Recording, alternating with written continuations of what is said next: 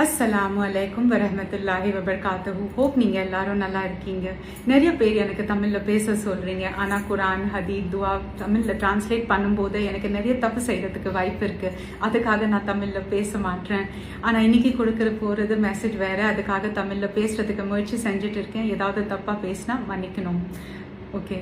So Ramzan மாதத்தில் தான் குரான் இறங்கினது ஆரம்பிச்சது. சுபஹான் அல்லாஹ். அல்லாஹ் இந்த குரான் மூலியமாக நமக்கு நிறைய மெசேஜஸ் கொடுத்துருக்காங்க. இந்த வாழ்க்கையோட எப்படி வாழ்கிறது, என்ன பண்ணணும், என்ன பண்ணக்கூடாது, அது நமக்கு துனியா ஆக்குறது ரெண்டுத்துக்கு ரொம்ப தேவையான மெசேஜ். அல்லாஹ் சுப்ஹானஹு வ தஆலாவோட ஃபைனல் மெசேஜ் நமக்காக. ரம்ஜானில் நம்ம நிறைய குரான் ஓதுறோம். அது பெஸ்ட் ஃபார்ம் ஆஃப் திக்ரு. குரான் ஓதணும். நிறைய பேருக்கு அரபிக்கில் நல்லா ஸ்பீட் இருக்குது. ஸோ 5 நாள் கூட குரான் ஓதுறாங்க. நிறைய பேர் என் மாதிரி ஒரு குரானும் முடிக்கிறதுக்கு ரொம்ப ஸ்ட்ரகிள் பண்ணிட்டு பண்ணுறோம். இருந்தாலும் குரான் அர்த்தம் தெரியாமல் ஓதுனா கூட அதுக்கு பெரிய பிளெஸிங்ஸ் இருக்குது. ஆனால் இது ஒரு மெசேஜ். அந்த மெசேஜோட அர்த்தம் நமக்கு தெரியணும். ஸோ என்னோட ரிக்வெஸ்ட் என்னென்னா, இந்த ரம்ஜான் மாதத்தில் முயற்சி செய்யுங்க.